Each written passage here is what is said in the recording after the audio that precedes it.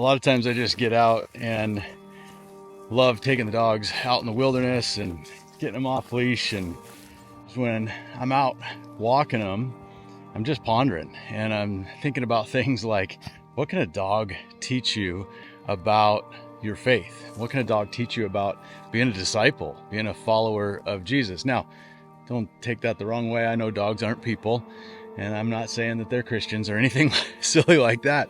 But what I am saying is I'm just always looking for things as I go that help bring Scripture to life in a way that's relatable. And one of the things that's really relatable to me is how our little dog, Tucker, he's a little Cavalier King Charles Spaniel, big name, small dog, but how Tucker is just so absolutely in love with fetch and chasing butterflies and grasshoppers. There's just nothing more delightful in the world for him than chasing a butterfly around a field or chasing grasshoppers, down the side of the road. It just lights his fire. Now, he has some favorite things. Like he has this little orange ball that is his absolute favorite ball, and he loves to play fetch.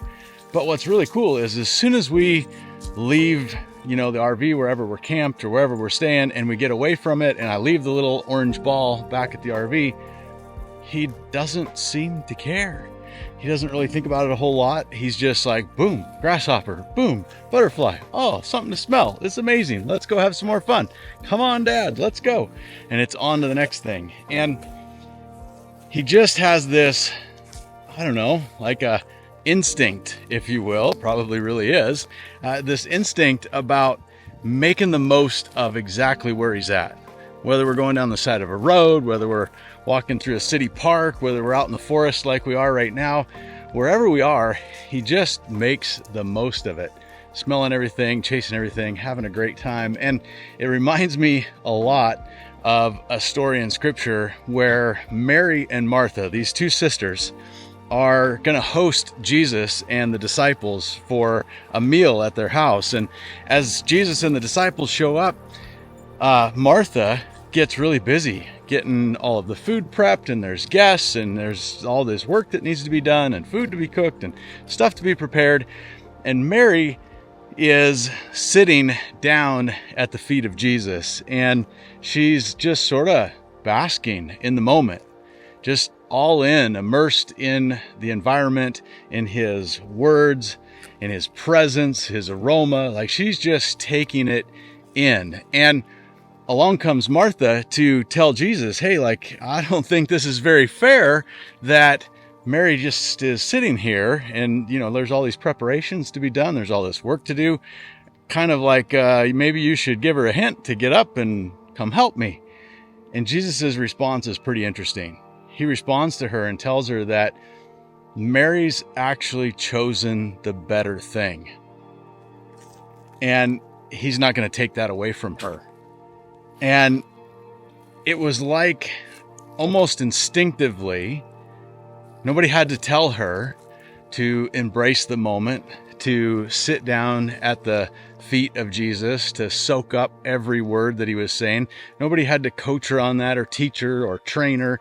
It just sort of came natural to her in that moment.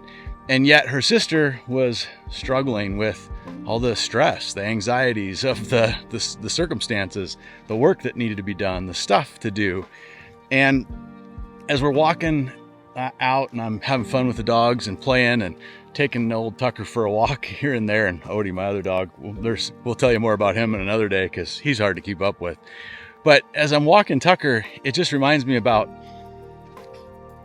you don't have to train him to be present. Wherever we go, he is just all in, just making the most of those circumstances wherever we are.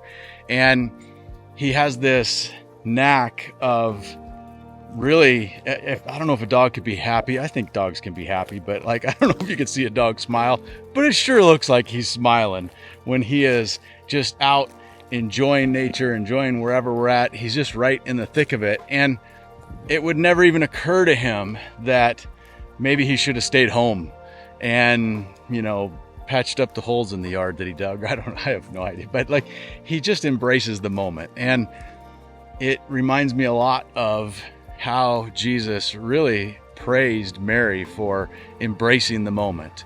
And so every time I take the dogs out for a walk, they both embrace the moment. They make the most of the circumstances, where they're at, their environment.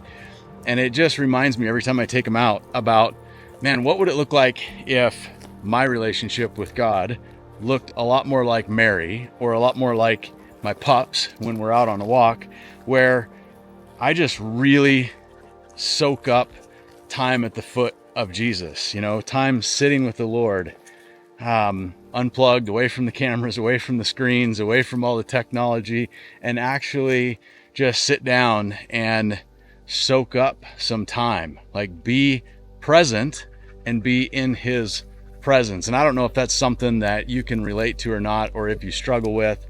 I think a lot of people over the years, especially Christians, have learned a lot about Mary and Martha and heard the stories a lot. But I don't know, if you're a dog lover and your dog loves being outside and you just enjoy seeing a dog having a great time doing what they love to do, maybe the next time you see them, whether it's your dog or some other dog, maybe the next time you see them, it will be a reminder to you about really just being present in the moment, making the most of the time. They don't know if it's going to be 5 minutes we're going to be out here in the forest. They don't know if it's going to be an hour. They have no idea.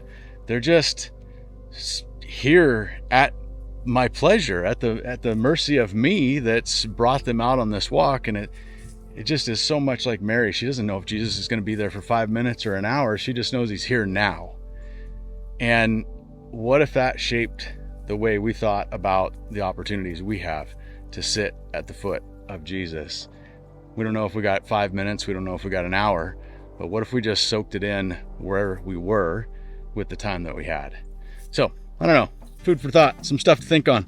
I'm going to go play with the dogs. I'm going to see if I can find a fetching stick, because this dog loves to fetch, and we're gonna go enjoy seeing these kooky dogs have a blast playing in the forest, chasing butterflies and all the good stuff.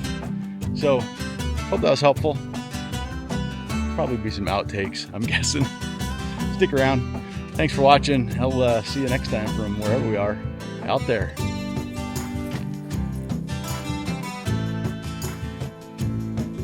Trying to film a dog that goes in 150 different directions. Sometimes just get off track and can't remember what I was going to say, because who knows what was going to come out. Let's try this again.